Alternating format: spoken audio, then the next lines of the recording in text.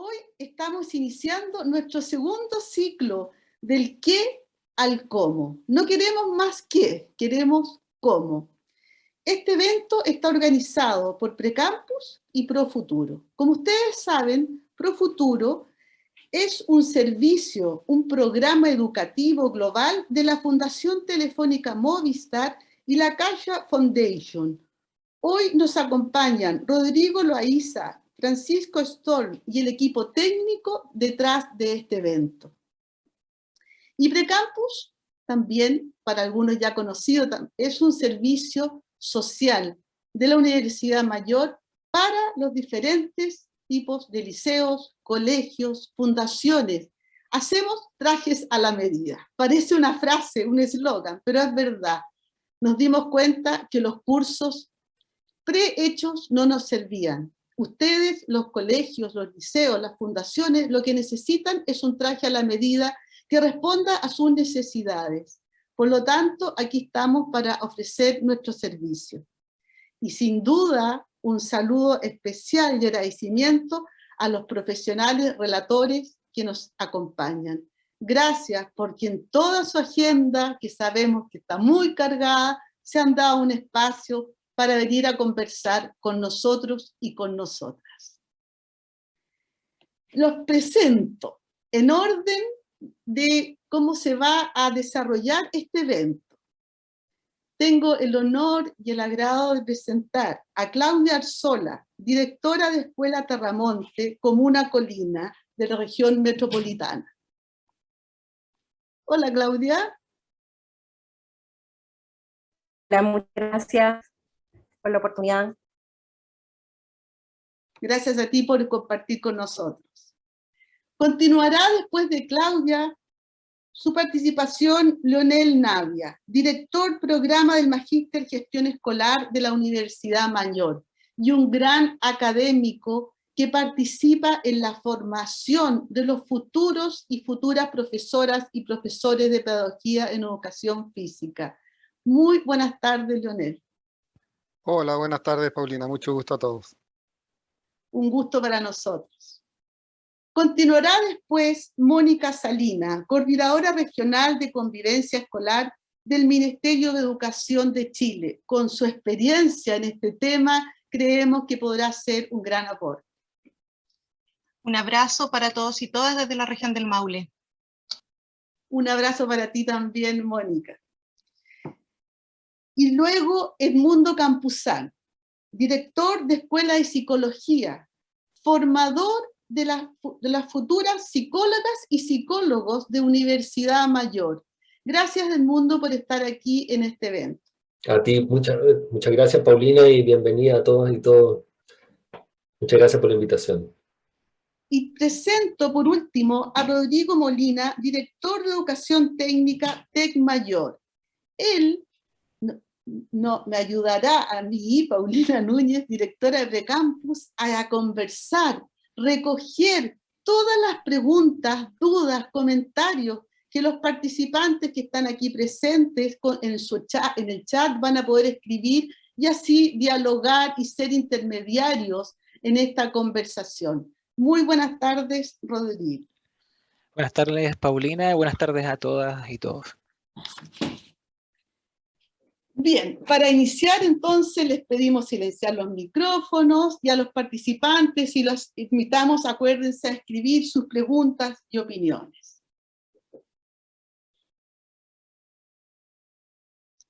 Para comenzar, quisiera recordarles que estamos en esta semana celebrando la Semana de Educación Artística.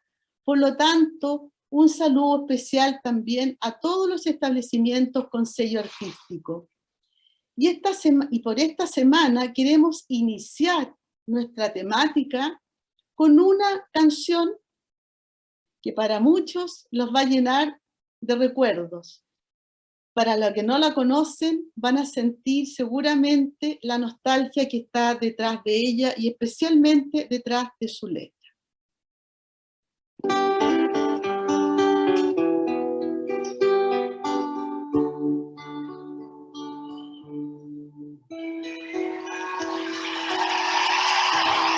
Hello, darkness, my old friend.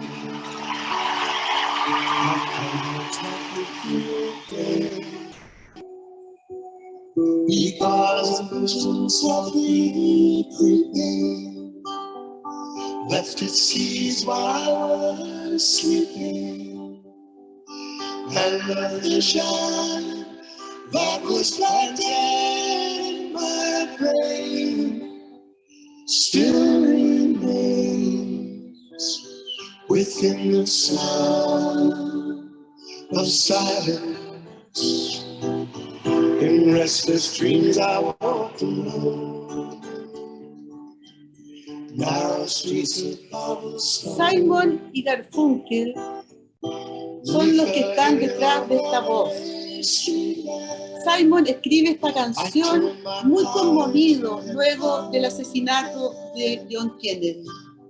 Y dice, y en la desnuda claridad yo vi 10.000 personas, tal vez más, gente hablando sin decir nada, gente oyendo sin escuchar, gente escribiendo canciones que ninguna vez compartirá.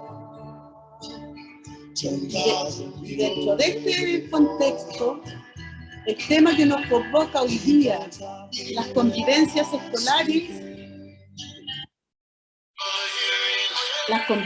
escolares, tienen mucho que ver con este llamado de esta canción. Es un llamado a escucharnos, a hablar y conversar, a no solamente oír, escucharnos, comprendernos y vernos. Y así como la canción juega con las singulares y los plurales y se inicia con el silencio y termina con los silencios, nuestra convivencia, nuestro tema también es igual. Iniciamos este evento pensando que se iba a llamar la convivencia escolar y conversando con diferentes escuelas nos dimos cuenta que son las convivencias escolares. Por eso hemos querido comenzar esta conversación invitando a Claudia Arzola, directora de un colegio de una alta vulnerabilidad, y preguntarle, Claudia, tú, desde tu experiencia en este retorno, ¿puedes contarnos cuál ha sido tu desafío? Sí, muy buenas tardes a todos y a todas. Esta es una bella oportunidad de conversación necesaria, porque este retorno, yo me imagino que todos los colegas que están compartiendo este webinar están en una posición muy similar a los que estamos ahí, en cancha, dando la pelea a diario. En general este retorno, como equipos directivos, con encargados de convivencia, jefes técnicos, sostenedores, mayormente nos enfocábamos en preguntas de quiénes son nuestros alumnos, qué pasó con ellos, con ella en estos 2 años, entender un poco que estas generaciones ya no son las mismas que antes, tienen otros códigos, otro lenguaje, y que al parecer eso nos hizo choque y nos desconectó un poco durante este espacio sin convivir, ¿sí? Y desde ahí que nos vimos con la urgencia de girar el timón hacia el enfoque del área de la convivencia escolar. Muchas veces sobrepasó, y en general en nuestra experiencia, lo académico, a pesar que las exigencias siguen siendo bien académicas. Yo creo que los que están en escuela comparten eso conmigo. Cada escuela sabemos que tiene su forma y sus fondos de relaciones humanas, y como quieren ser vistos por toda la comunidad. Pero posterior a estos 2 años fuera de contexto, hoy nos vemos en la urgencia de volver a reeducar a nuestros estudiantes, a reeducarlos en relacionarse, en compartir espacios comunes, en volver a mirarse, a comprender normas, y sobre todo en un contexto como el nuestro, de nuestra escuela Terramonte, ubicada en un sector efectivamente que es vulnerable. Entonces fue volver a empezar de cero. a que los niños, niñas, adolescentes comprendieran ritos, rutinas, disciplina. Y esto conllevó a todos los problemas que ya la opinión pública lo muestra a diario, que no vale la pena indagar más allá acá, porque lo manejamos. El tema es cómo resolvemos, cómo nosotros como equipos directivos, con la ayuda de lo académico, podemos de alguna otra forma empezar a caminar hacia allá. Lo que vivimos las escuelas a diario, sabemos que muchas veces el hacer urgente supera las prioridades.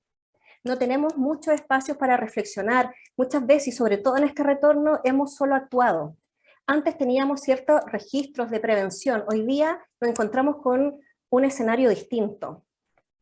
Sin embargo, tenemos herramientas de gestión que nos van a permitir, de alguna otra forma, ir planificando, diseñando la convivencia escolar. Pero, ¿cómo hacerlo? ¿Es posible mejorar la convivencia escolar en un establecimiento? ¿Es un área tangible? Son preguntas que nos hacemos. También nos preguntamos qué desafíos se nos han visto con urgencia. Y nuestra respuesta es retomar el vínculo familia-escuela, que las familias confíen en el trabajo de los profesores, que eleven el rol del profesor, que las familias entiendan que si matriculan, están aceptando, están compartiendo un ideal, una fórmula que tiene un establecimiento para sus hijos, y eso hay que volver a hacerlo. Entonces, la convivencia escolar no es solo lo que pasa, y muchas veces desde que comenzó la política, se confundió con solo la disciplina. Ha costado transitar eso para entender de que fuese todo, la convivencia se vive, se respira en cada momento en los colegios. Entonces, restaurar vínculos es sumamente importante, pero ¿cómo? Que es un poco el webinar. Desarrollar educación emocional permanente, con monitoreo, desde qué edad, qué cosas, qué enseñarle, cómo descubrirse, ¿cierto?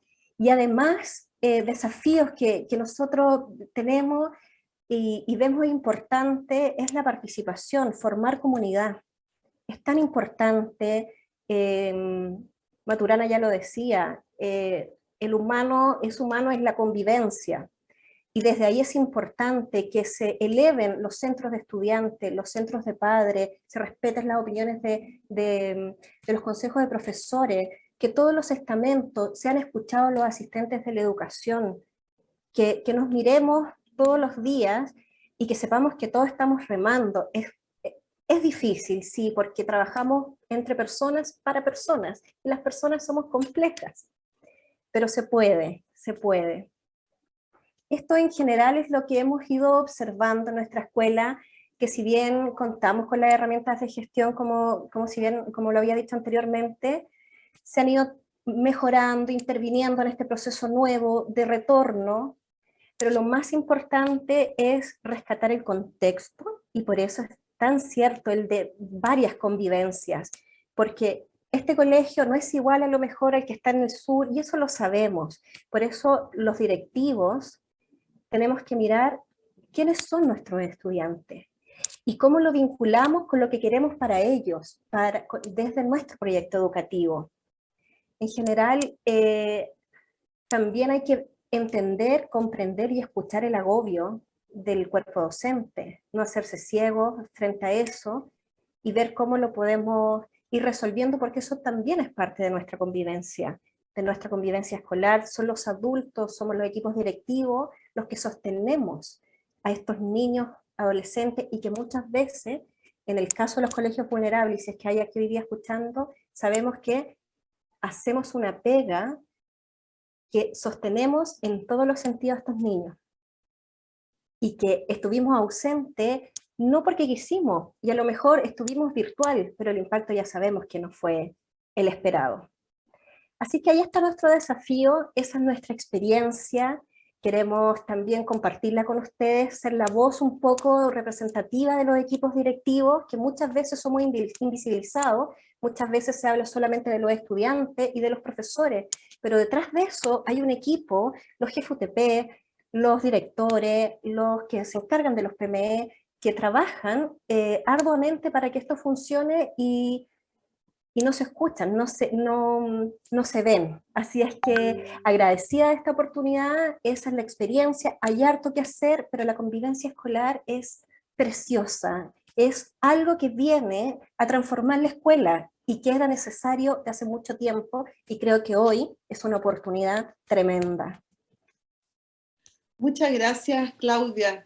Mientras te escuchaba, yo pensaba, con toda esa cantidad de preguntas, inquietudes, ¿podrá dormir Claudia tranquila? Porque de verdad, qué gran desafío tienen ustedes los equipos directivos.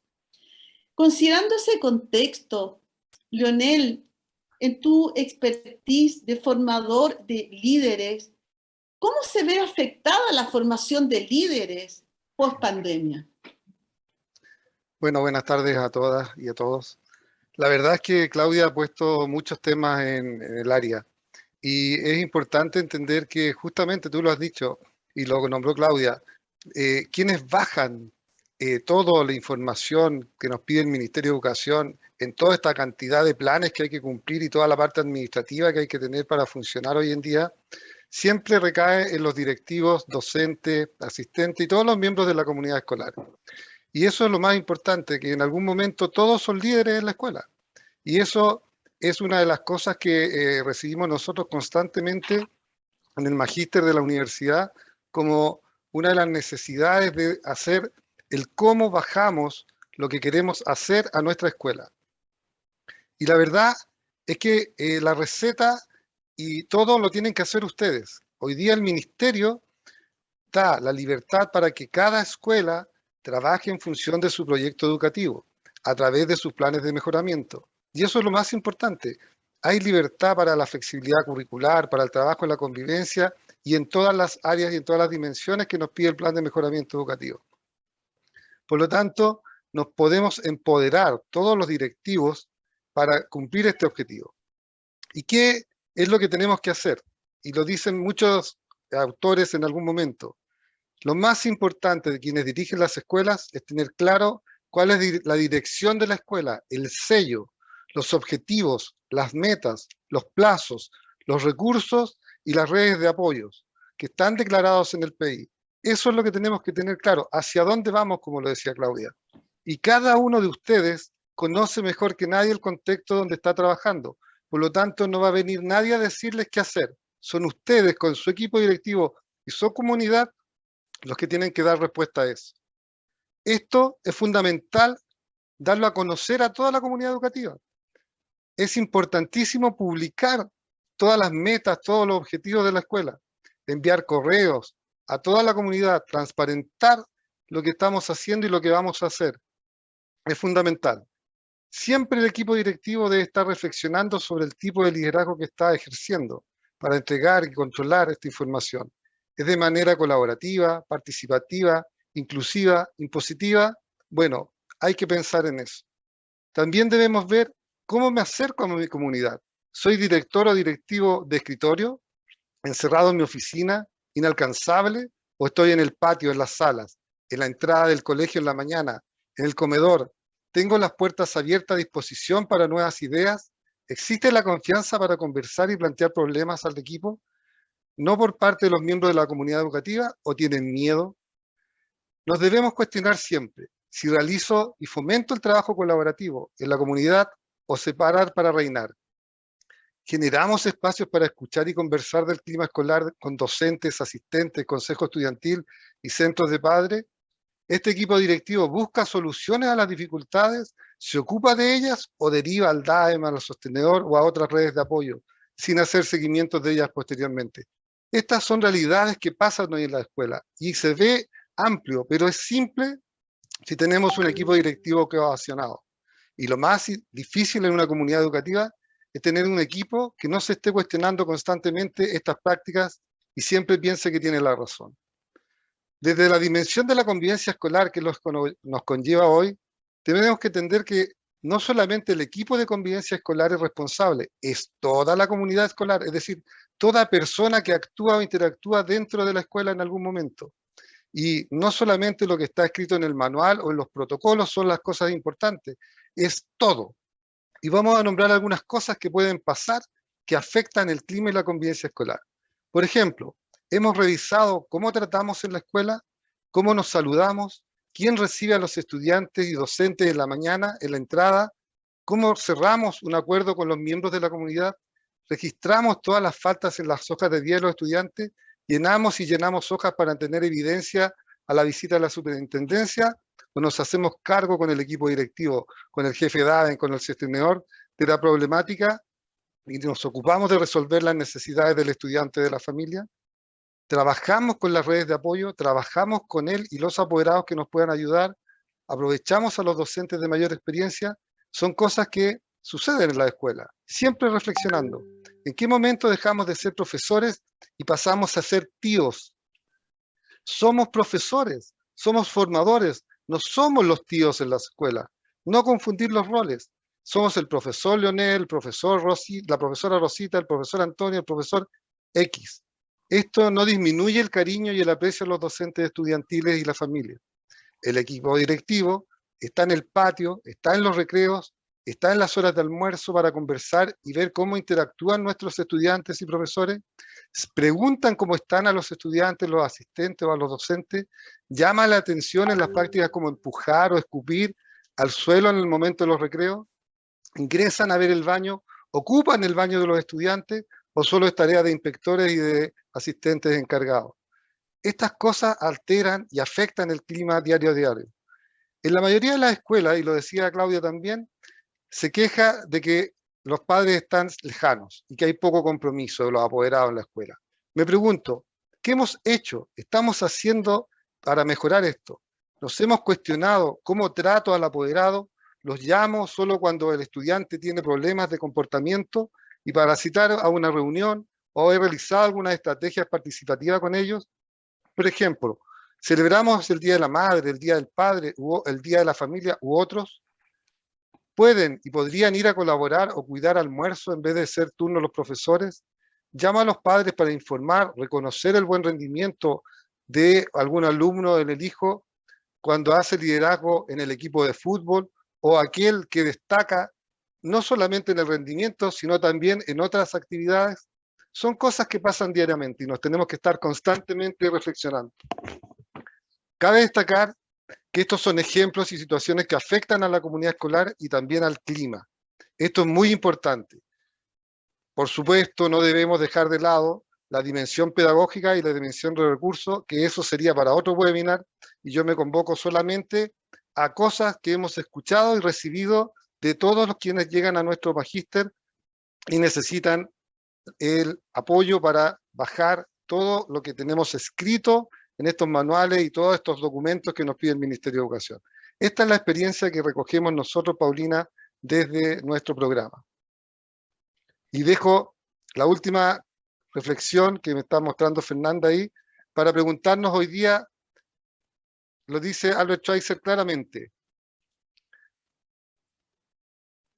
los equipos directivos, dar ejemplo no es la principal manera de influenciar a los demás, es la única manera. Hablar no nos sirve, hoy día tenemos que actuar con el ejemplo. Muchas gracias, Paulina. Muchas gracias a ti, Leonel. Creo que detrás de tus palabras hay, como dijiste tú, casi 2 webinars más. Y quizás debiéramos en este ciclo del qué al cómo seguir con la importancia de la formación de liderazgos.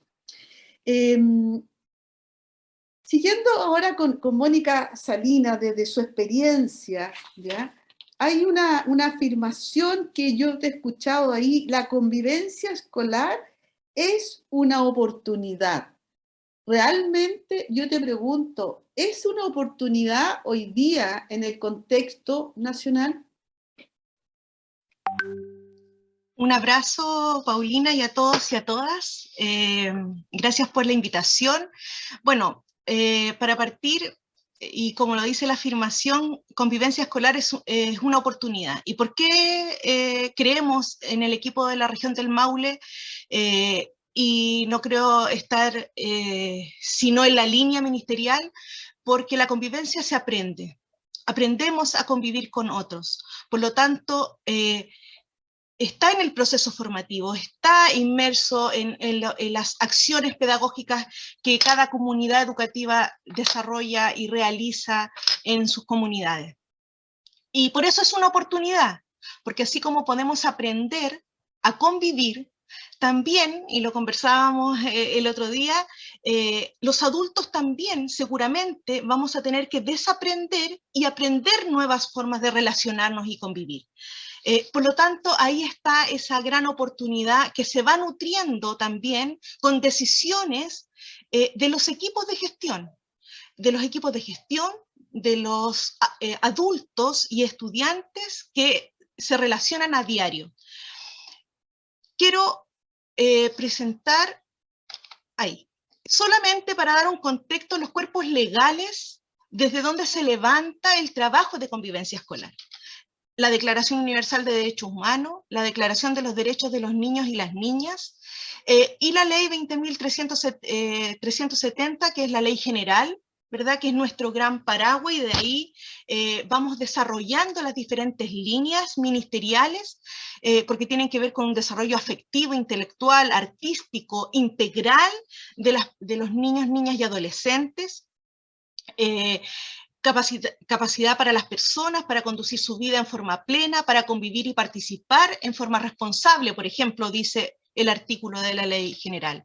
También está la Ley 20.536, que tiene que ver sobre, y que habla sobre la violencia escolar, que fue promulgada el 2011, y ahí hay algunos elementos que es necesario relevar porque nos señala el tema del plan de gestión y los protocolos de actuación frente a situaciones de violencia, y también legalmente releva o encarga el rol y esta nueva función del encargado de convivencia escolar. Por lo tanto, todo establecimiento que recibe subvención del Estado debe tener un encargado o una encargada de convivencia escolar.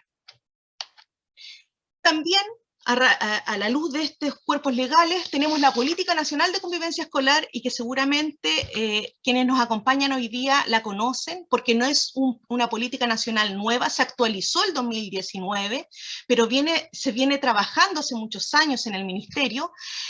Tiene un objetivo, obviamente, pero también tiene un sello especial que tiene que ver con la ética del cuidado, y donde no solo tiene que ver con el cuidado personal, sino el cuidado con los otros. ¿Ya? Entonces nos dice que aquí no estamos solos, sino que tenemos que trabajar con otros y otras.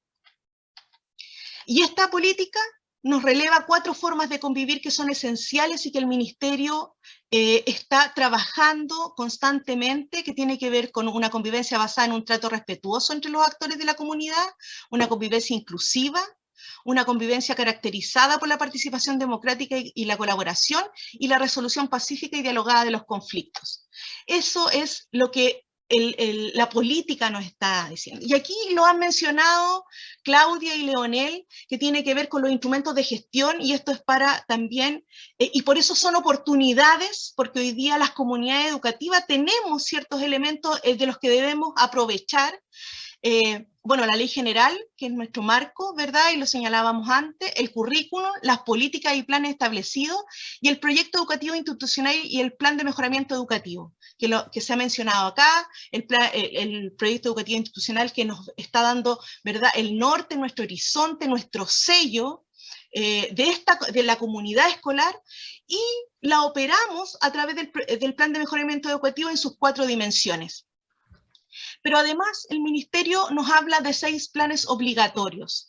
Y siempre cuando entramos en esta conversación, de solo ver esta lámina, ¿verdad?, se nos viene como encima, como que nos agobia, es decir, 6 planes obligatorios. Pero estos 6 planes obligatorios no hacen más que solo hacer un zoom desde el currículum nacional. Porque si uno ve y uno puede leer los objetivos de aprendizaje de las asignaturas transversalmente, por ejemplo, los ámbitos de convivencia escolar están. Si uno va a la asignatura, por ejemplo, de orientación, también se trabajan. Por lo tanto, se hace un zoom con el plan de gestión de la convivencia escolar. Y cómo aprovechar también, y decíamos, a ver, ¿cómo es esto hablar de una oportunidad? porque sentimos que todas las decisiones de los equipos de gestión también tienen que ser validadas, dialogadas con los diferentes actores. Y la institucionalidad, hoy día escolar, tenemos instancias creadas y que debemos aprovechar y fortalecer. Consejo de padres, madres y apoderados, consejos escolares que debieran avanzar a ser resolutivos, por ejemplo, y que la mayoría está como informativos. Consejos de estudiantes, reflexión pedagógica docente o los consejos de profesores, consejo de curso de los estudiantes y otras instancias que también podemos ir generando de diálogo, participación democrática entre los diferentes actores. En los instrumentos de gestión también no podemos olvidar los reglamentos internos, reglamentos de evaluación, que deben ser todos en una misma línea cuando yo determino el proyecto educativo institucional del establecimiento. Y así, cuando yo miro este panorama, la región del Maule, por ejemplo, ha trabajado con las redes de convivencia escolar, con los encargados comunales de convivencia escolar. Nosotros tenemos 30 comunas en nuestra región y se ha desarrollado un trabajo ahí cada una de sus provincias. Pero lo importante es que si bien tenemos encargados y encargadas de convivencia escolar comunales, también es necesario que estas decisiones, y vuelvo a insistir con eso, que las decisiones que los equipos de gestión trabajan al interior de las comunidades sean dialogadas, reflexionadas y validadas por los diferentes actores. Sentimos que esa es la forma en que nos ponemos de acuerdo para trabajar e implementar diferentes acciones. Y no quiero dejar pasar esta oportunidad porque hace 2 semanas el Ministerio de Educación lanzó la política de reactivación educativa integral Seamos Comunidad. Y aquí tiene un objetivo general, tiene 5 objetivos específicos y uno de ellos, bueno, se traduce en 3 pilares, y esto lo quiero poner para la visión general, de adaptabilidad y flexibilidad del sistema, aprendizaje y desarrollo integral y participación, y tenemos un eje de la política, ¿ya? Que arranca, por decirlo de alguna manera, de estos 5 objetivos de la política: convivencia, bienestar y salud mental. Vamos a tener un eje y por eso creemos que es una nueva oportunidad que tenemos para trabajar, reforzar y fortalecer lo que ya veníamos trabajando. Y este eje de convivencia, bienestar y salud mental desarrolla o debiera implementar 3 estrategias fundamentales que tienen que ver con la Estrategia Nacional de Fortalecimiento de la Convivencia Escolar y el Bienestar, Estrategia Nacional de Salud Mental y la articulación intersectorial territorial con foco en el desarrollo integral de niños, niñas y adolescentes. Y aquí hay un desafío también mayor en cómo articulamos la institucionalidad para dar respuesta a la demanda desde los territorios y desde las comunidades. El documento en varios momentos señala que solo esto podrá ser posible de implementar si yo leo bien, o leo bien el territorio, leo bien la comunidad, leo bien la necesidad de esa comunidad. No es llegar y bajar programas, sino que tiene que ver también con lo que necesitan. ¿Por qué? Porque ahí estamos... no estamos cargando una vez más, y que se dice coloquialmente en el sistema escolar, no estoy poniendo un chiche más a este árbol de Pascua, que en algún momento así se siente en las comunidades. Entonces, para que eso ocurra, para que la comunidad pueda tomar la decisión de que quiere que entre a su escuela, también debe tener la claridad de qué es lo que necesita. Y ahí hay reflexiones nuevamente que debemos tener a la luz de información que tenemos. Y esa también es una información hoy día en contexto socioemocional. Por ejemplo, el diagnóstico integral de aprendizaje, que es el día que la agencia de la calidad nos está entregando a cada uno, o sea, que le está entregando a cada uno de los establecimientos. Pero para ello tengo que tener esa capacidad de reflexionar, analizar a la luz de los datos para toma de decisiones. Esa es la presentación. Tenemos mucha información en formación integral www.mineduc.cl, aprovecho de pasar la propaganda, digamos, de nuestra página, porque ahí se están revisando, ahí, como decíamos, los planes obligatorios, por ejemplo, deben ser articulados, o sea, convivencia escolar no existe sin formación ciudadana, sin sexualidad, afectividad y género, sin seguridad escolar, sin formación profesional a la base de todo, y por eso creemos y volvemos a insistir en que convivir y convivencia escolar es una oportunidad en nuestras comunidades. Paulina, un abrazo. Muchas gracias, Mónica. Muy clara tu presentación, con mucha fuerza y claramente convivencia escolar, más que nunca, ahora lo entendemos, es una oportunidad. Y quisiera preguntarle, y quedarme con una palabra que tú mencionas, con una palabra que son formación profesional. Quisiera preguntarle al mundo campusano, quien se dedica a la formación de profesionales tan claves en los establecimientos educacionales como psicólogos y psicólogas, desde la Universidad Mayor, en este nuevo contexto, ¿ustedes han tenido que cambiar la formación? ¿Cómo crear profesionales en este nuevo contexto? Hola Paulina, bueno, primero que nada, muchas gracias. Se ha dicho casi todo y me parece súper interesante porque bueno, todos los que han hablado tienen mucha experiencia y están inmiscuidos, viviendo ahí el mundo educativo. A mí me toca un poco más estar en el mundo universitario. Entonces recibimos a todo lo que ustedes forman. Y bueno, tenemos que estar de la mano sintonizados con este proceso formativo.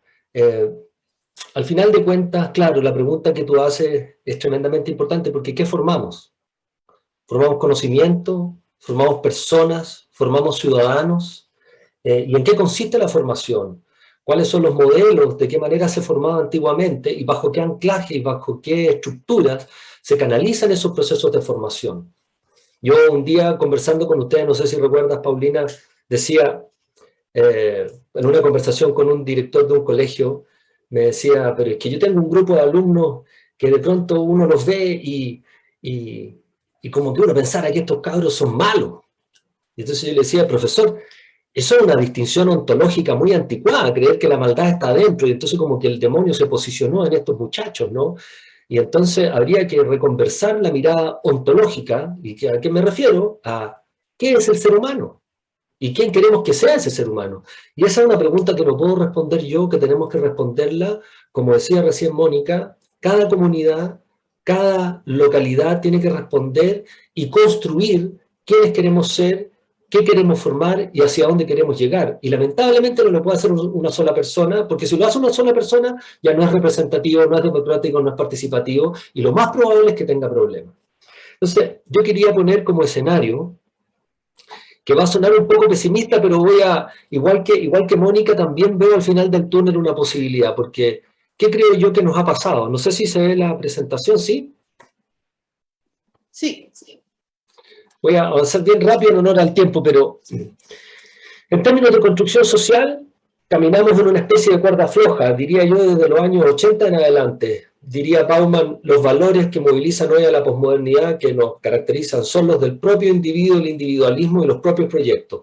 El precio que estamos pagando, dice Bauman, es bastante alto, ¿no? Los individuos vagamos sin soportes, sin contención, sin seguridades, y parece que en alguna parte extraña añoramos aquella antigua estabilidad que nos proveían algunos modelos, que por cierto tenían sus defectos, tenían su crítica, pero tenían algo de estabilidad. Estoy hablando de todo eso que conocimos muchos de los que tenemos más de 50, hay relaciones que son para toda la vida, proyectos, tú tienes que ser alguien en la vida, qué sé yo, y una serie de otras cuestiones que sin defender la era moderna, parece que tenía un anclaje claro, estabilidad. Y hoy la posmodernidad nos ofrece múltiples versiones, múltiples posibilidades, libertad absoluta, pero pareciera ser que el individuo se ha concentrado en sí mismo. Y para poder elegir un proyecto, tiene que saber qué quiere.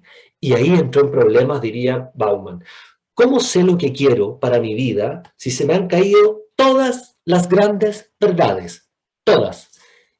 voy a mostrar la lámina en un segundo, pero Ilya Prigozhin ya en los años fines de los 70 escribió un libro que se llamaba El fin de las certidumbres. Se cayó el muro de Berlín, empezaron los procesos migratorios, desapareció la Guerra Fría, se acabaron los buenos y los malos y uno ya no sabe quién está en el lado correcto e incorrecto. Es un tránsito líquido entre las verdades absolutas y las posmodernas. Apareció Internet, apareció la globalización, el planeta ya no es lo que eran. Entonces, y de alguna manera veníamos de un mundo en que las personas son de una sola forma. ¿Para qué decir las versiones que nos enseñó el gran Freud, de que adentro hay una personalidad estable, fija, inmutable?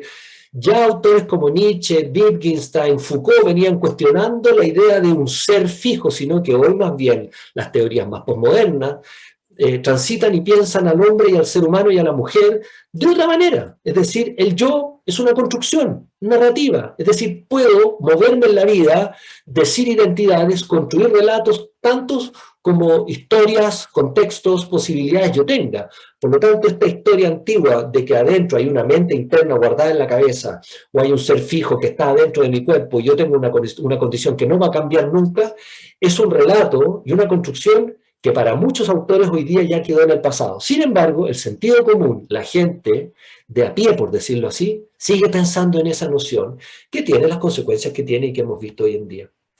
Cuando digo tiene consecuencias, etiquetar a los demás, el otro está fallado, el otro está mal, el otro está incorrecto, y por supuesto que uno siempre está en el lado más positivo de lo sano, ¿no?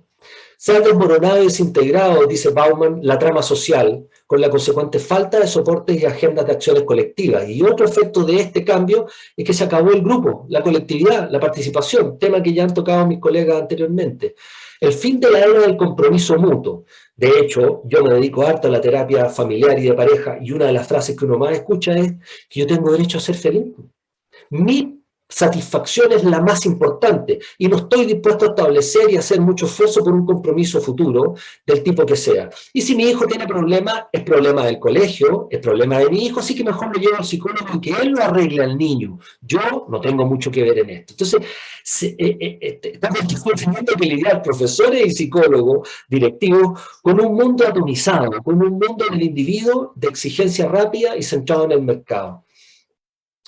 Como consecuencia también, dice Bauman, la pérdida del poder. Dado el debilitamiento de todas las grandes verdades y de todas las estructuras, el poder, cuando digo poder, estoy hablando de poder hacer, como diría Maturana, ¿no? El acto de poder es que yo te entrego a ti la posibilidad de que tú me intervengas y las distinciones que tú me hagan sentido.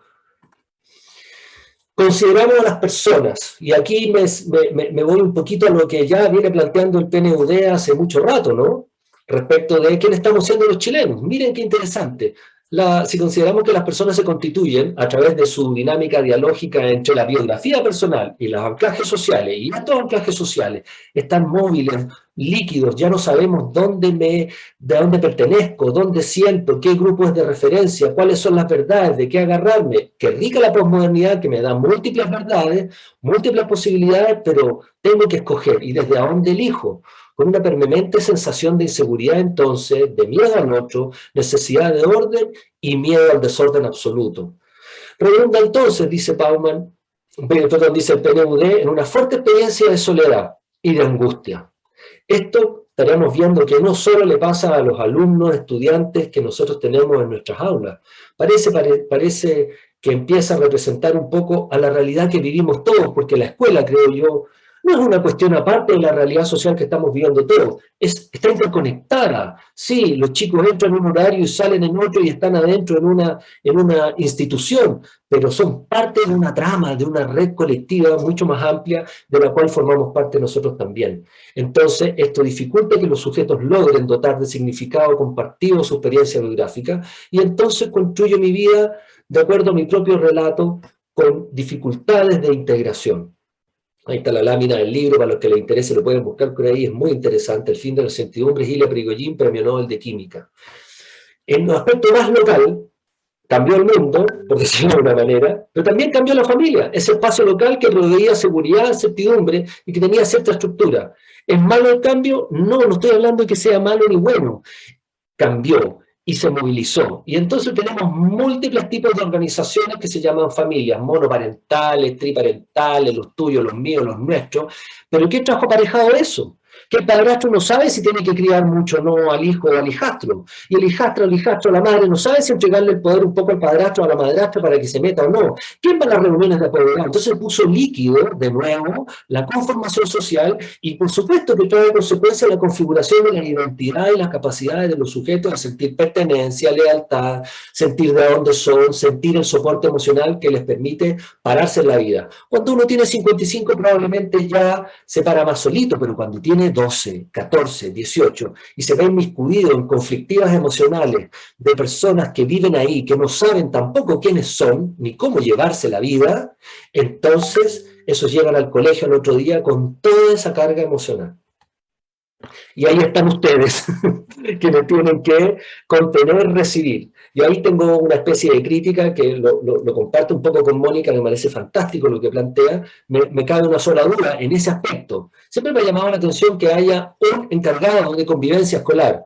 Y todo lo que hemos visto es que la convivencia es responsabilidad de todos. Todos participamos en colaborar y en hacer que este espacio colectivo sea un espacio que tenga sentido, que tenga pertenencia, que podamos habitar en conjunto y que tenga un proyecto que nos haga sentido a todos. Otra cuestión que plantea el informe que les acabo de señalar es que los estudios muestran nítidamente claro las dificultades para generar codificaciones compartidas al interior de las familias y de las escuelas. Está la diversidad de mundos, está la diversidad de proyectos, de propósitos, de identidades, que cuesta dialogar. Si a mí en los 80 me costó que mi madre entendiera lo que yo pensaba, hoy la distancia generacional entre hijos, padres y abuelos en este mar de confusión de proyecto vital se hace mucho más patente y más visible. Y lo mismo puede pasar en las comunidades. Nos pasa que no entendemos mucho a veces ni siquiera la jerga, el lenguaje, la manera y los códigos que hablan los estudiantes. Y ahí la única posibilidad es, que ya lo han dicho todo el rato por lo que estoy escuchando, conversar, conversar, conversar y conversar. En un aspecto más micro, el sujeto entonces se ve enfrentado a la creación de su propia construcción. ¿Cuál es la oportunidad interesante que yo veo?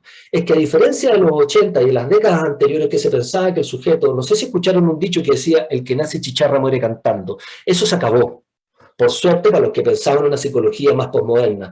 El sujeto se puede construir, siempre hay posibilidades de cambio, siempre hay posibilidades de renarrar la propia historia, de reinventarse y de construir una nueva identidad. El punto es si están las condiciones, si tengo los soportes, ¿dónde puedo renarrarme y reconstruirme para intentar ser no ese que estoy, comillas, condenado, dado mi cultura, mi condición, mi localidad, a ser, sino que puedo desplegar una nueva manera de estar en el mundo con una nueva identidad?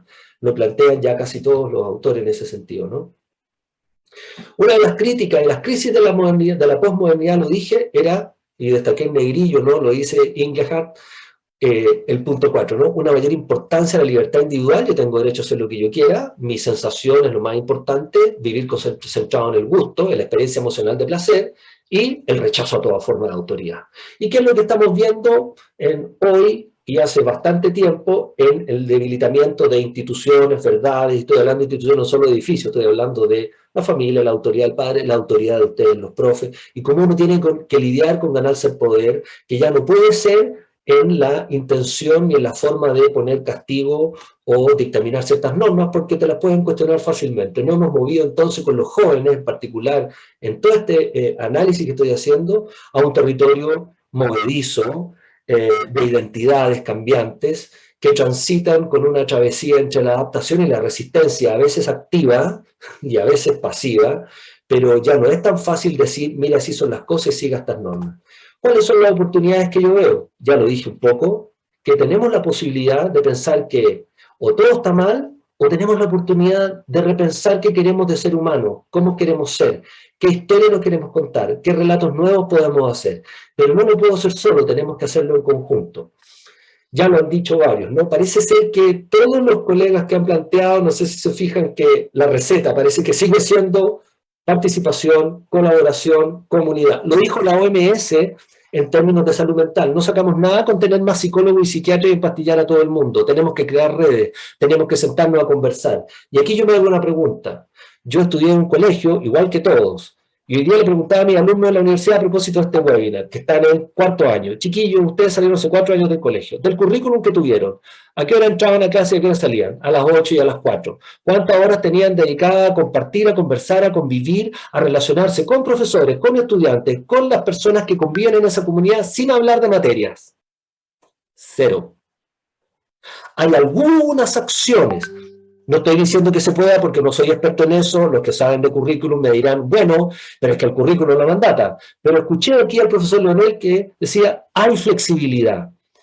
¿Y por qué tenemos que tener 1 hora a la semana de consejo de curso, se llamaba en mi época, o de orientación, y no se instalan? Varela ya decía, ¿por qué no hay ramos de emotividad, ramos de culturización, ramos de empatía, ramos de creación de vínculos? Si los chicos ya no lo tienen en su casa o en sus comunidades, son vulnerables. ¿Cómo no lo podemos hacer? No tengo la receta, chiquillas, chiquillos, pero ¿cómo no podemos inventar nuevas maneras? Porque lo que sí sé que cuando miro al otro a la cara y establezco un diálogo conversacional, a veces lo miro de manera distinta y empiezo a no estar en el rechazo. Bueno, comenté algunas de las cosas que están puestas ahí.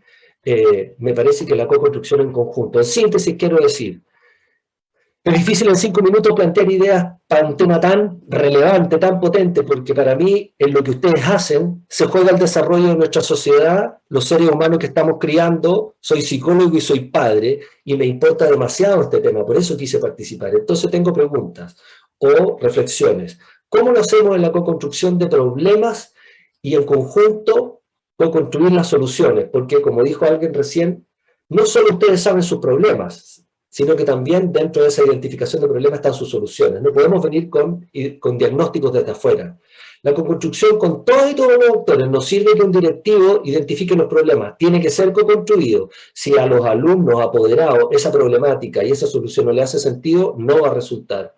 Revisión de creación de las prácticas, situaciones, reglas y tiempos que creen vínculos, lo que estaba planteando recién, y crear espacios y condiciones que faciliten la conversación, la aceptación y la creación de nuevos vínculos. Si no hay tiempo para mirarse a la cara, si no hay tiempo para estar, a veces incluso en el sinsentido, no se crean espacios relacionales. Y si no hacemos lo que dijo Maturana, que alguien lo citó, la emoción es el fundamento, y la emoción para creación de cualquier tipo de conversación tiene que ser la emoción del amor, que él le llama la aceptación y la validación del otro como un otro válido en la convivencia, que no tiene que disculparse por existir. Traté de hacer la torta, Paulina, y de meter mucha información en poco rato, espero que sirva de algo. Mira, el tema, como dices tú, da para mucho. Es terriblemente interesante y terriblemente importante, pero aquí se junta un hombre tan apasionado con lo que habla, con lo que dice, tan comprometido, que es como una bomba. Escucharte, sí, es pura energía y es un llamado a mucha reflexión. Así que te agradezco de verdad, Edmundo, tu participación y muchas gracias por esta síntesis, que sé que ha costado mucho trabajo. Gracias, gracias. Y después de haber escuchado en esta primera ronda a todas las personas que nos están compartiendo su tiempo con sus reflexiones, quisiera yo pedirte, Rodrigo, si podemos leer algunas preguntas, si puedes tú leer algunas preguntas de los participantes y dirigirlas tú a quien crees que pudiera responderlas. Sí, muchas gracias. Hay hartas preguntas, ahí en el chat también hay una opción para hacer preguntas y respuestas. La primera es una afirmación, pero es bastante interesante, entonces yo creo que sería bueno que la discutamos. Estefanía Vilches pone, el problema mayor hoy en día son las familias, quieren soluciones automáticas. Y ahí claramente hay una realidad, porque a veces desde los colegios intentan involucrar, hemos visto que las familias son muy importantes en el proceso de convivencia y se intenta involucrar a las familias, pero a veces eso no sucede. Entonces, ahí hay una pregunta, creo yo, que podríamos debatir. ¿Cómo involucramos a las familias cuando estas son reticentes a involucrarse en el proceso de convivencia en la escuela? No sé quién la podría tomar, tal vez Mónica desde las políticas o Claudia desde su experiencia. Yo quisiera solamente siento que tiene que ver con estos procesos de involucrar. Tal vez no vamos a llegar al 100% de los padres, madres y apoderados. No se van a involucrar todos de una vez. Pero para atraer, también yo creo que el equipo de gestión, la comunidad, también tiene que ceder ciertos espacios de responsabilidad. Hay algunas acciones que tal vez podrían ser ellos los responsables, desde su implementación hasta su evaluación. Y eso lo vemos mucho en los planes de mejoramiento educativo, por ejemplo, que se generan acciones en establecimientos acá en la región. Nos tocó en el proceso de verificación de ver acciones que el centro de padres, madres y apoderados era responsable de llevar a cabo esa acción, en coordinación obviamente con el equipo de gestión, y resultaba bastante bien. Y así iba sumando apoderados, padres y madres, que se iban sumando a estas diferentes actividades. Yo creo que esa es una forma también de poder ir transitando y captando colaboración desde los apoderados.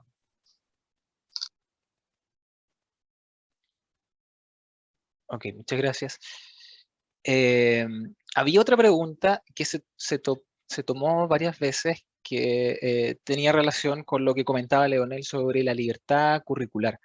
Entonces alguien preguntaba, ¿hay libertad curricular si todos los colegios son evaluados por el mismo instrumento, en este caso el CIMSE, por ejemplo?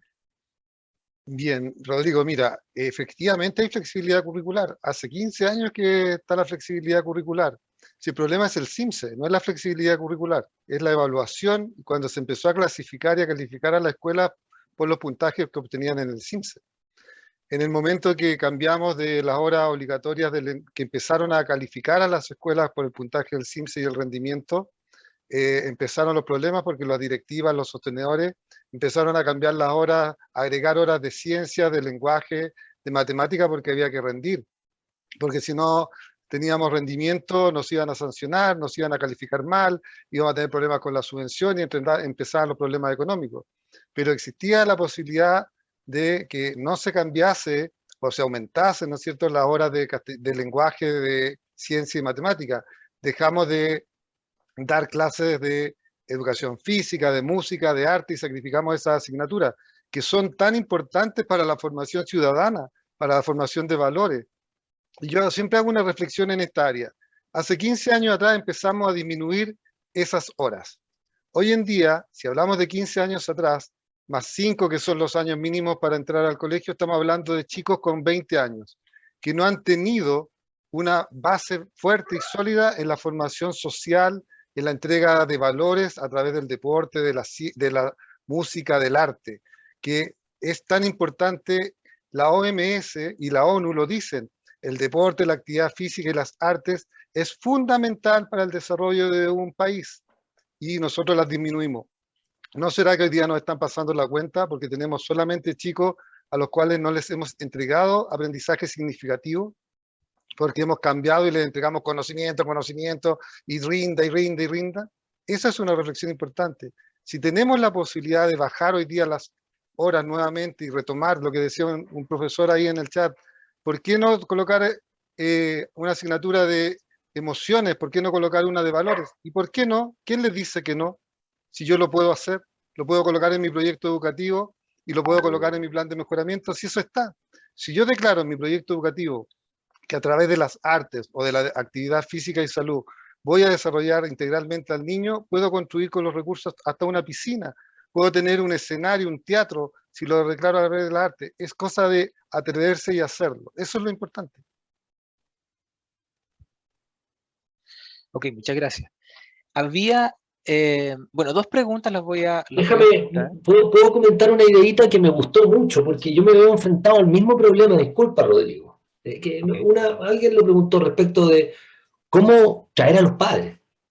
Bueno, yo tengo el mismo problema. Cuando tengo una familia y desde un colegio me mandan a un niño porque el niño tiene problemas, una de las cosas más difíciles, lo voy a decir en mi jerga, chiquillo, convertir al consultante en paciente dispuesto al cambio, es decir, una persona que se hace responsable, que está motivado y que aquello que está ocurriendo le importa. Y estoy hablando de su hijo. Y ustedes dirán, no es que no le importa el hijo. Sí, se le importa, pero ojalá se lo arregle el psicólogo y se lo mande sin problemas para la casa y no moleste. Entonces yo también me he enfrentado a ese desafío. ¿Cómo lo hago sin retarlo para que participe en esta terapia, se involucre y colabore? O sea, quiero decir que estamos enfrentados al mismo desafío. Porque el modelo antiguo decía, la gente funciona si se le asusta. ¿Usted por qué? El modelo clásico es, ¿usted para qué? ¿Cómo lo hace para que no fume? Mire, le puede dar cáncer. O sea, el miedo como motivador del castigo. Pero eso ya sabemos que tiene un efecto muy cortoplacista. Entonces, yo me quedé pensando mientras pregunté, ¿cómo traer a los padres de vuelta? Miren, voy a contar un ejemplo súper cortito y con esto termino. Yo tengo hijos chicos, ¿eh? 5, 6 años, 8, 14 y 18, así que tengo todo el abanico. Les quiero contar que las últimas 2 semanas he tenido en reunión de apoderados 2 talleres. Sin que me preguntaron, me hicieron en cada curso un taller de parentalidad positiva. Pregúntenme si el colegio me preguntó, o la profesora, si me preguntaron si yo necesito eso. Nunca. Bajaron la cuestión y yo tuve que escuchar una charla de parentalidad positiva.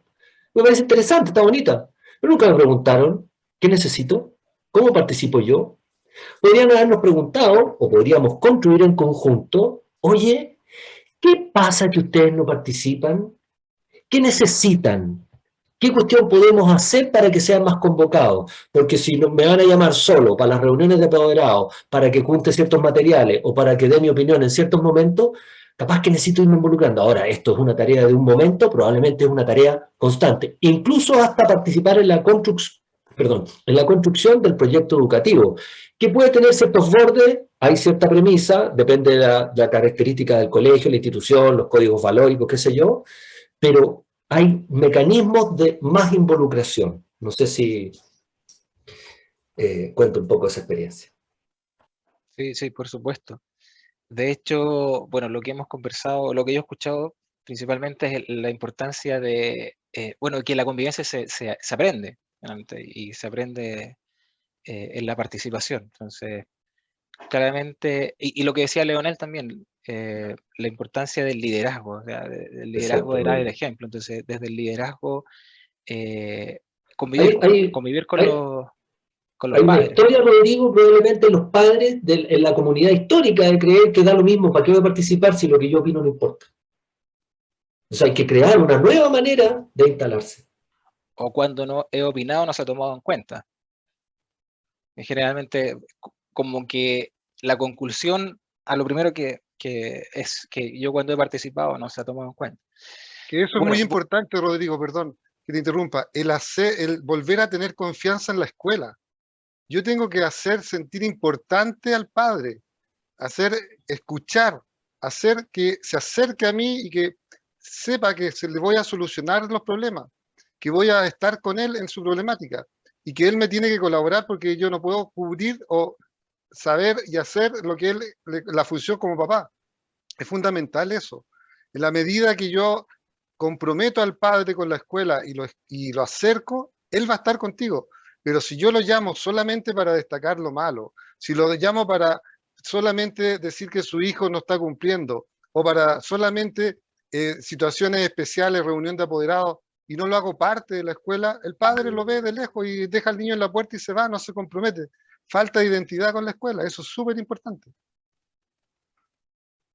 Ahí quisiera hacer un alcance también desde mi rol de dirección, porque es súper clave lo que señala esa pregunta y da para mucho. Y como decía también los colegas, otro webinar, cómo atraer a la familia a la escuela, pero de forma amigable, colaborativa y comprensiva.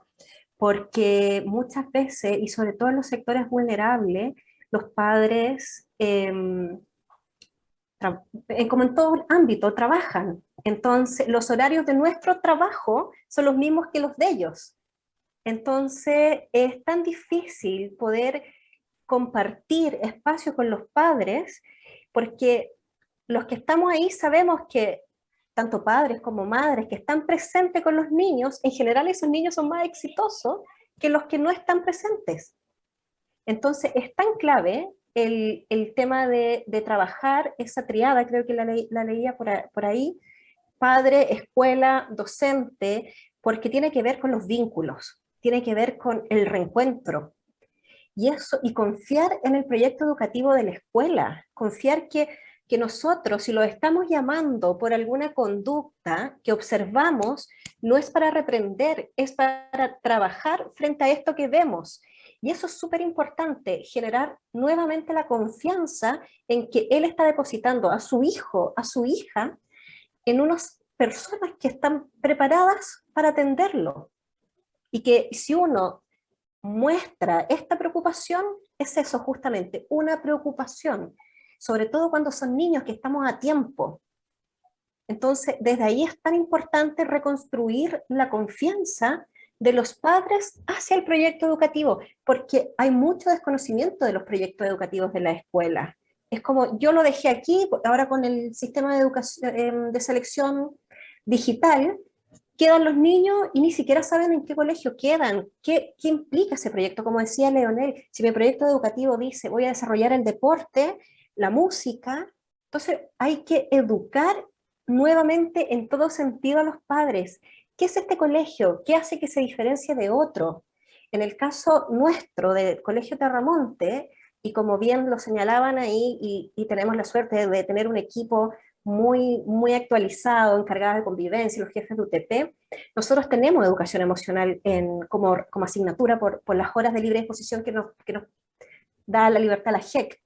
Y tenemos educación ciudadana como ramo también en los más pequeños.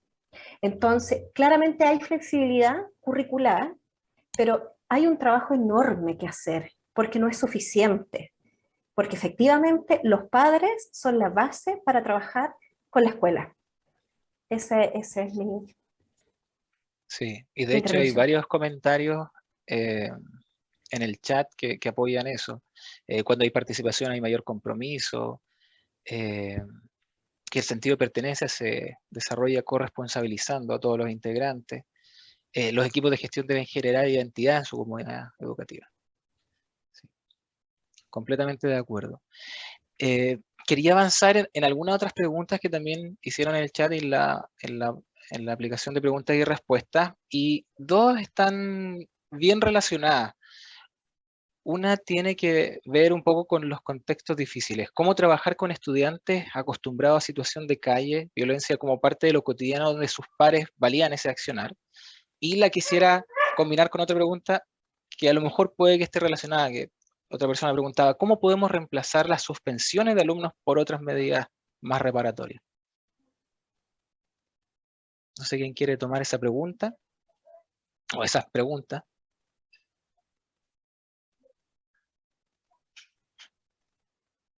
A ver, yo solo quiero, para no extender nomás, pero toda la investigación en psicología, incluidos chiquillos de la psicología voy a ponerlo extremo, de la psicología que se ha investigado del terrorismo, y hay estudios súper interesantes en cómo, miren, en 5 meses, los estudios han mostrado esto, en 5 meses, y a veces menos, tú tienes a un chico o chica que pensaba de cierta manera y en 5 meses está en un movimiento de segregación, de discriminación racial neonazi.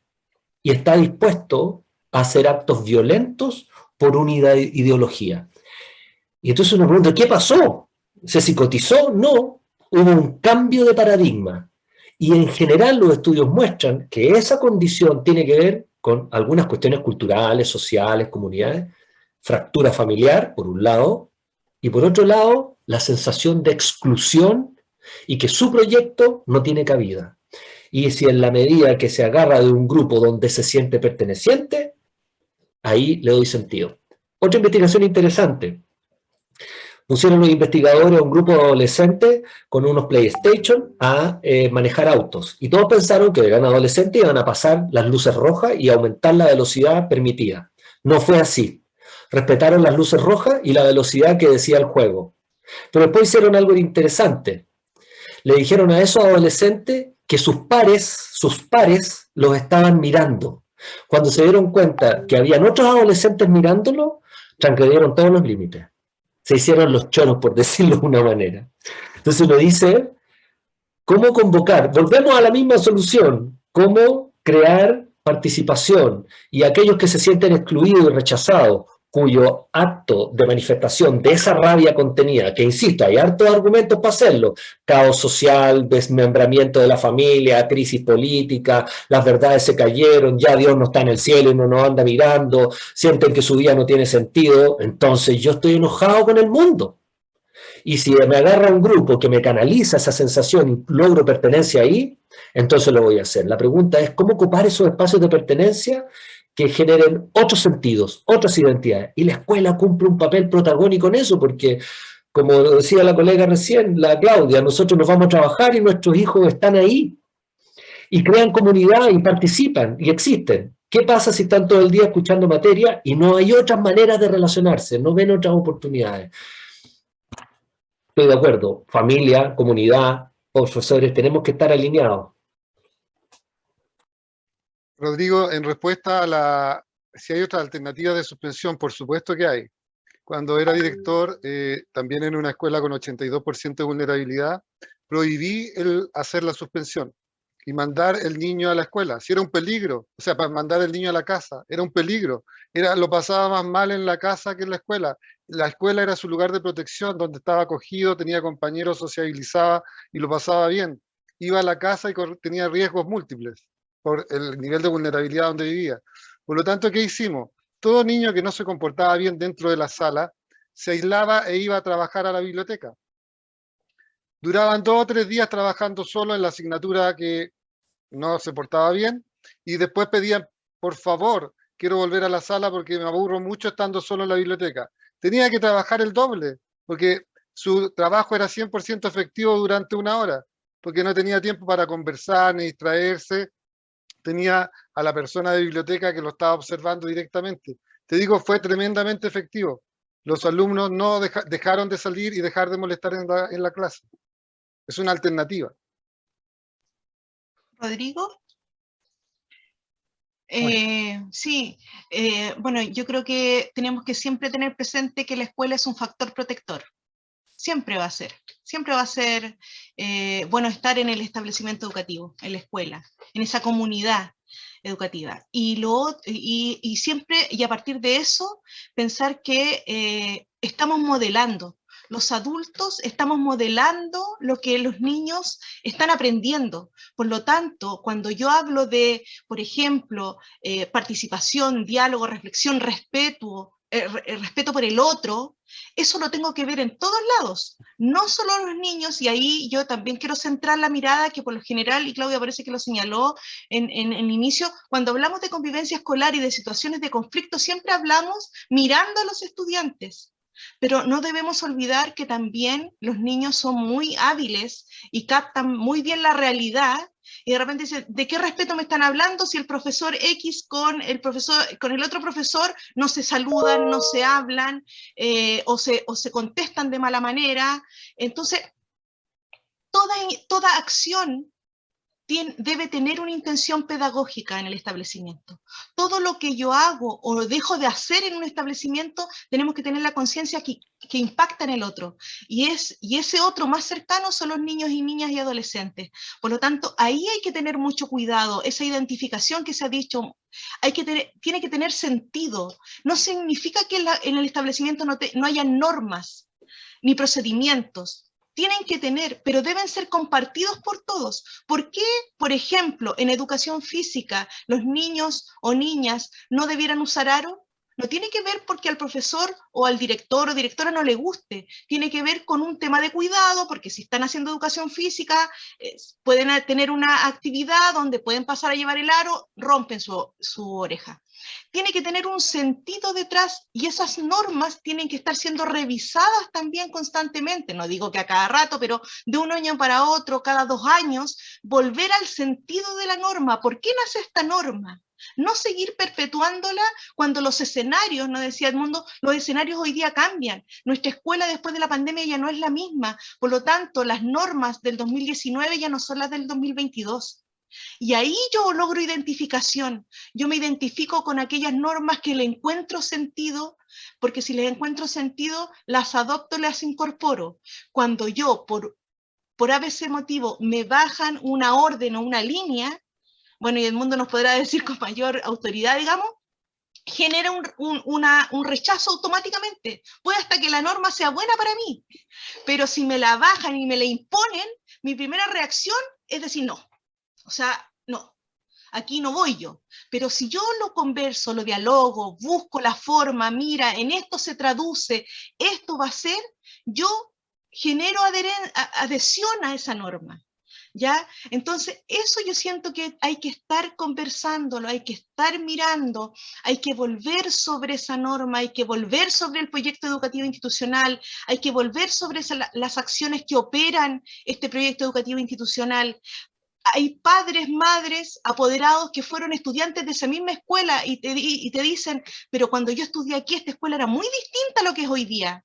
Tiene que ser distinta. Lo peor sería que fuera igual hace 20, 30 años atrás, porque los lenguajes no son los mismos, porque el objetivo no es el mismo, porque no estamos formando niños, hace 20 años atrás estamos formando niños para hoy día y para una realidad totalmente distinta. Entonces yo creo que aquí el desafío es para los adultos. Nosotros somos los que tenemos que volver, revisar, mirar, volver a conversar, volver a construir, reconstruir todas las veces que sean posibles, pensando en que los niños y niñas tienen que identificarse con el establecimiento, pero eso no va porque yo lo decida de un día para otro, es en esa construcción colectiva.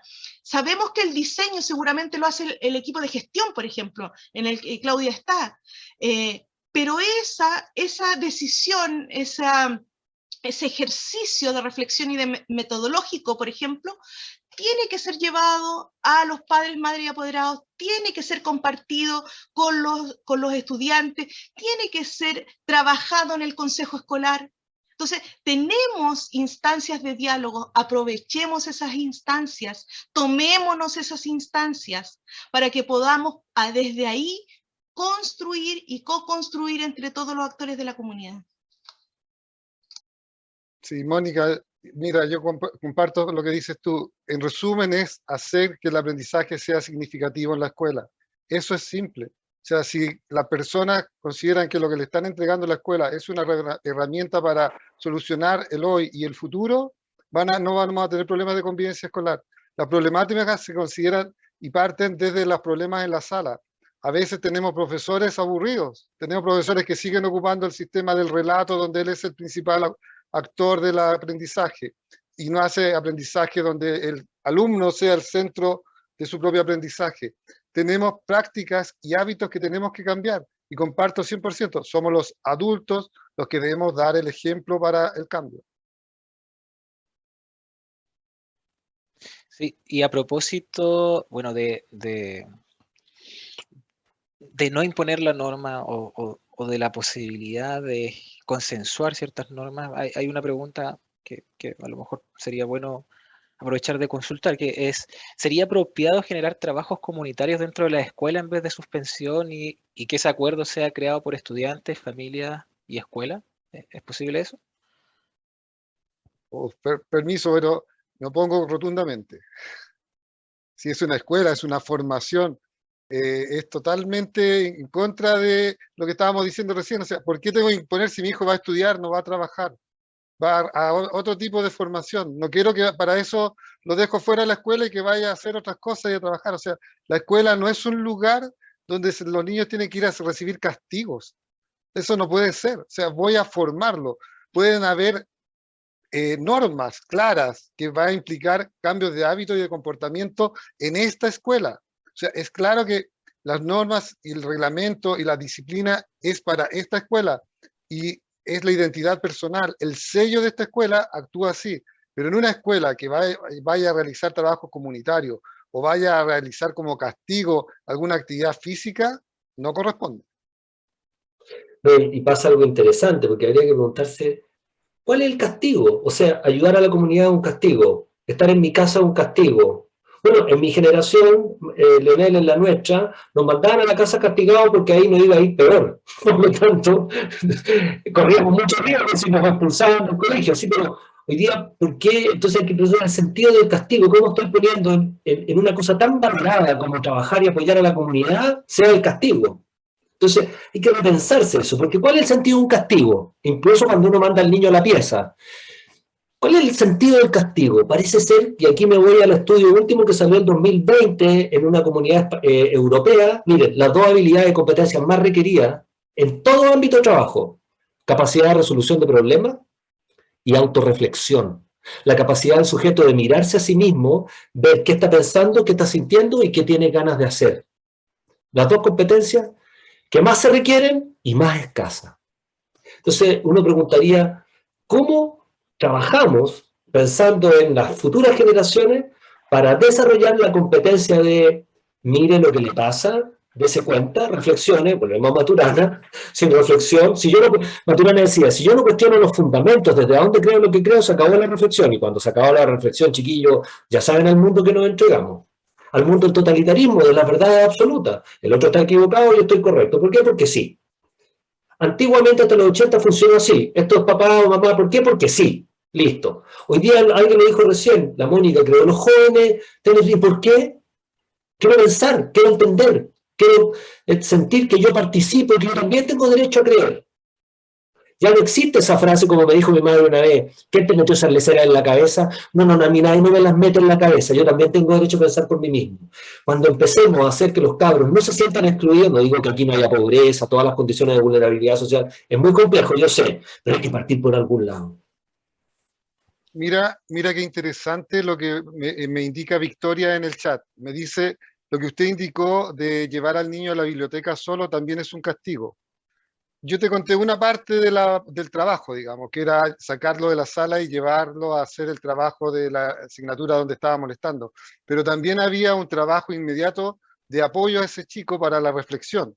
Y se hacía el comentario con él y muchas veces conversaba yo con alumnos. ¿Por qué estás molestando? ¿Qué te generó? Y me enteraba de que el compañero le molestaba, que se aburría en la clase. Y aquí entramos en un tema que no es el área que estamos conversando, pero que tiene que ver mucho con las problemáticas internas dentro de la sala. A veces nos equivocamos en el estilo de enseñanza que estamos entregando para la forma de aprender de nuestros alumnos. Hay tres estilos de aprendizaje: visual, audiovisual y kinésico. Y resulta que sabemos cuál es el que prevalece en cada curso. Escuchamos claramente muchas veces a un profesor que dice, hoy estuve con el curso A y la actividad que hice hoy día me resultó fantástica. E hice la misma actividad con el curso C y fue un desastre. ¿Qué niños más malos? ¿Qué niños aquí? ¿Qué niños más desordenados? ¿No será que son distintos el estilo de aprendizaje del B con el A? Yo me he hecho esa reflexión, ocupo los tres estilos en mi momento, en mi metodología, en mi didáctica. Todo eso conlleva molestia. El niño que no aprende va a molestar en la sala siempre. Y siempre va a haber un porcentaje que va a molestar porque la actividad que el profesor ha realizado no la entiende o no le gusta o la hace más rápido que los demás. Eso es muy importante. Entonces, como muy bien decía Edmundo, en toda actividad de restricción, no la vamos a llamar castigo, tiene que estar la reflexión, y para eso está el equipo psicosocial, está el apoyo de la psicopedagoga, está el apoyo de la educadora diferencial, está el equipo de apoyo CEP, y el equipo de apoyo PIE y el equipo de apoyo de convivencia escolar. Entonces hay que ocuparlos. Gracias, Rodrigo, por las preguntas que seleccionaste. Quedan muchas otras preguntas y hemos decidido responderlas a través de los correos a las personas que lo han hecho. Ya la tenemos ya. Y quedan 2 minutos para terminar. Entonces, Mónica, Claudia, yo sé que querían decir algo, pero les pido como en honor a todas las personas que tienen que comer con sus familias, porque es parte de la convivencia, ¿no es cierto?, que están esperando, que los dejemos, que vayan. Les quiero agradecer toda la presencia, todo lo que han dicho. Si yo pasara un programa de lingüística, creo que la palabra con mayor frecuencia en todas las intervenciones ha sido la palabra conversar. ¿Ya? Y detrás de la palabra conversar está la palabra escuchar. La escucha activa, la escucha afectiva. Es una de las habilidades que no aparecen en los programas, que menos investigaciones en el campo de la lingüística hay. Está lleno de comprensión lectora, pero de escucha activa no hay. No nos enseñan a escuchar. Y yo los invito a que nos quedemos con todas estas reflexiones y también con esta. ¿Cuánto escucho yo en esta comunidad escolar para aportar y fortalecer la ética de una convivencia escolar adecuada y positiva? Y quiero contarles algo. Partimos con esta música y con este dúo, ¿no es cierto?, de Simon y Garfunkel. ¿Saben qué? Detrás de esa letra maravillosa, de ese llamado de ellos, ¿ya?, pelearon, se separaron. Yo los invito a ustedes a que no nos pase eso a nosotros, que internamente la comunidad no se pelee. Discutir no es pelear. Tener diferencias no es separarnos, y que nosotros, este diálogo entre universidades, establecimientos educacionales, instituciones como Fundación Telefónica, como el Ministerio de Educación, realmente sea un diálogo fructífero, como yo creo que ha sido este evento. Muchísimas, muchísimas gracias.